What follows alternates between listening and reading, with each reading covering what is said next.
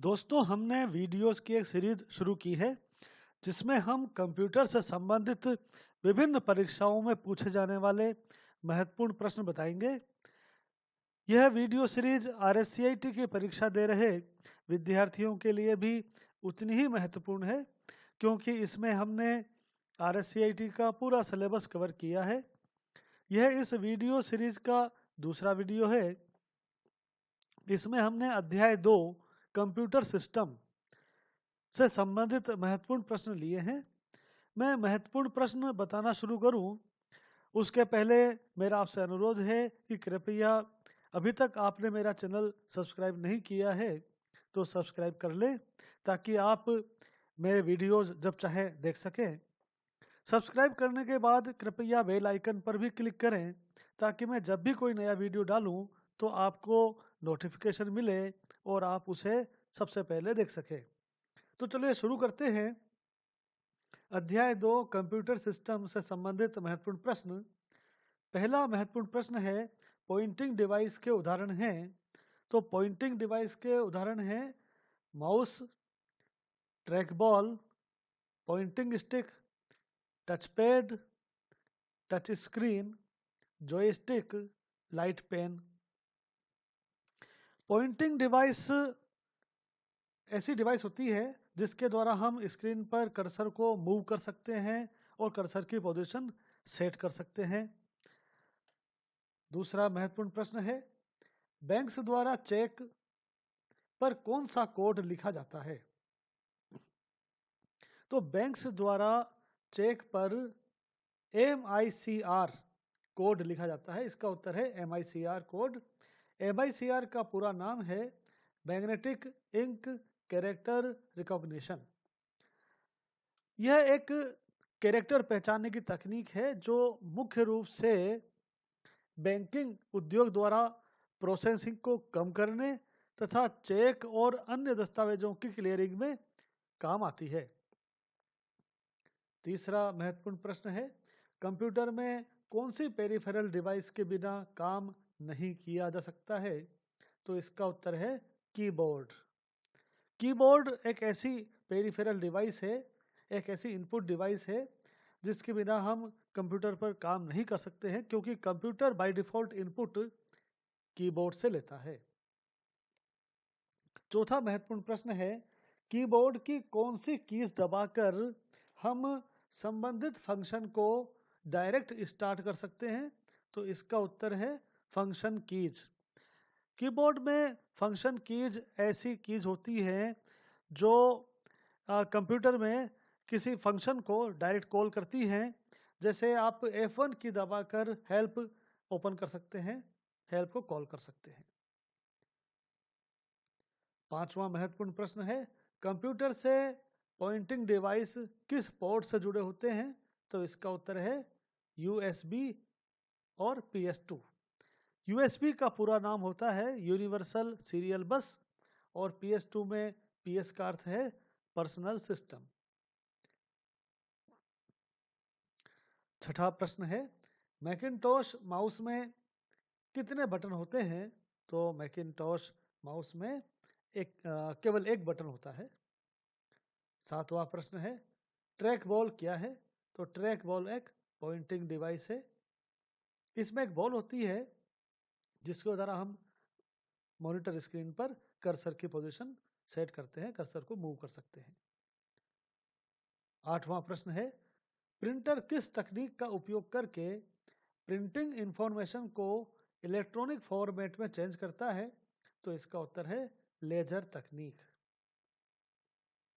नवा प्रश्न है, स्क्रीन पर डॉट्स के बीच की रिक्त जगह को क्या कहा जाता है।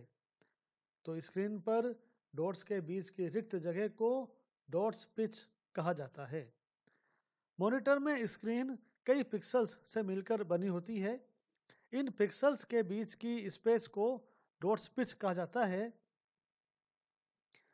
ये जो डॉट्स पिच जितनी ज़्यादा होती है, यानी पिक्सेल्स के बीच जितनी ज़्यादा स्पेस होती है, स्क्रीन की पिक्चर क्वालिटी उतनी ही खराब होती है। 10वां महत्वपूर्ण प्रश्न है, मॉनिटर का रिजोल्यूशन किसमें मापा जाता है? तो इसका उत्तर है पिक्सेल्स। 11वां महत्वपूर्ण प्रश्न है, चेन प्रिंटर किस प्रकार का प्रिंटर है? तो चेन प्रिंटर लाइन प्रिंटर प्रकार का प्रिंटर है, क्योंकि यह एक एक लाइन करके प्रिंट कंप्लीट करता है, इसलिए इसे लाइन प्रिंटर कहा जाता है। 12वां महत्वपूर्ण प्रश्न है, एटीएम से निकलने वाली रसीद किस प्रिंटर से आती है?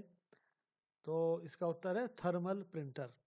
थर्मल प्रिंटर का उपयोग ऐसी प्रिंटिंग के लिए किया जाता है जिसकी स्याही समय के साथ हल्की होने लगे।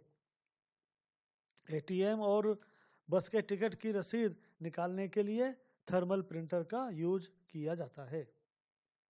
13वां महत्वपूर्ण प्रश्न है, मेमोरी कितने प्रकार की होती है? तो मेमोरी 3 प्रकार की होती है, कैश मेमोरी, प्राइमरी मेमोरी और सेकेंडरी मेमोरी। याद रखिए, मेमोरी कंप्यूटर में डेटा स्टोर का कार्य करती है। 14वां महत्वपूर्ण प्रश्न है, कंप्यूटर किस मेमोरी के बिना नहीं चल सकता है? इसका उत्तर है primary memory. Computer primary memory को वर्किंग मेमोरी की तरह यूज में लेता है। कंप्यूटर जब कोई प्रोग्राम रन करता है तो उसे उस प्रोग्राम को रन करने के लिए कुछ मेमोरी की ज़रूरत पड़ती है, जिसके लिए वह प्राइमरी मेमोरी का यूज करता है। यहाँ मैं आपको बता रहा हूँ कि प्राइमरी मेमोरी 2 प्रकार की होती है, नंबर 1 रैम और नंबर 2 रोम।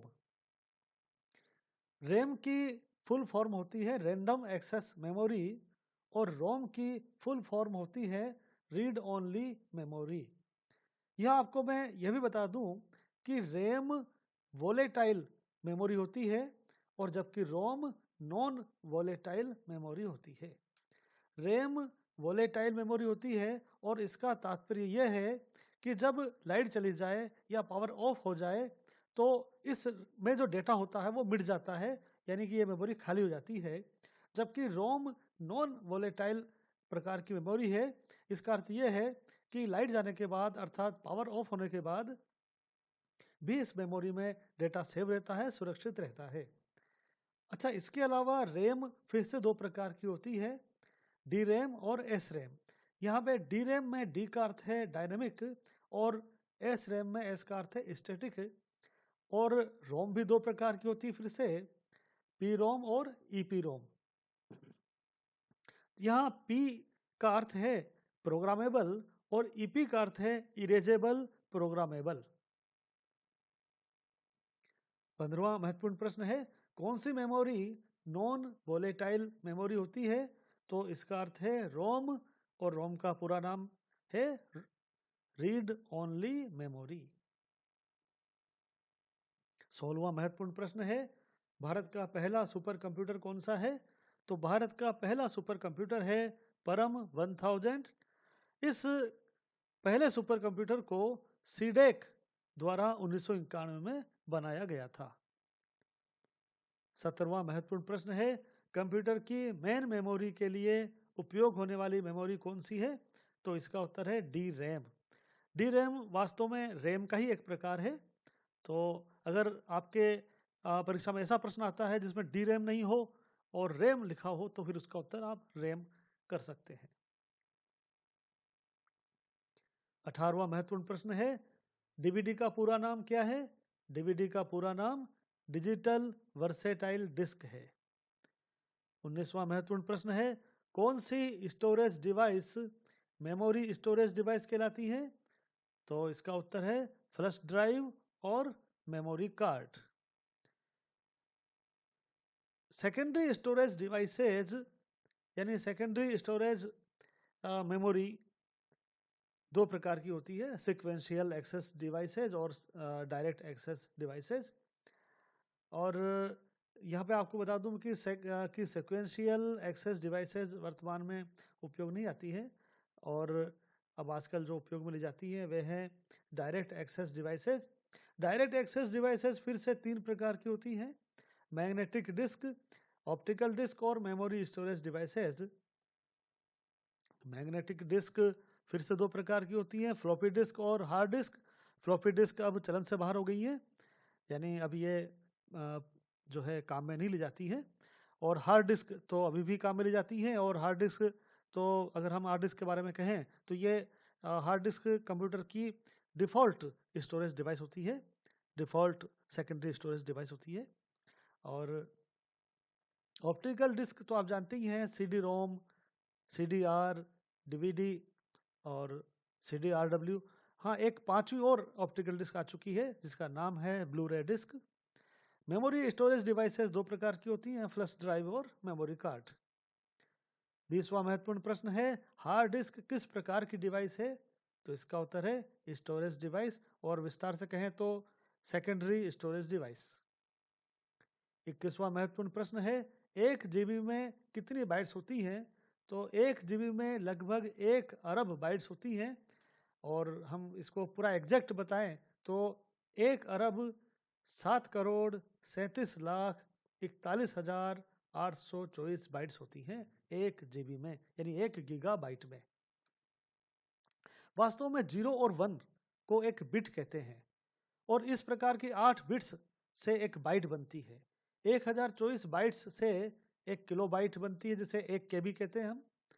1024 KB से एक मेगाबाइट बनती है, जिसे 1 MB कहते हैं।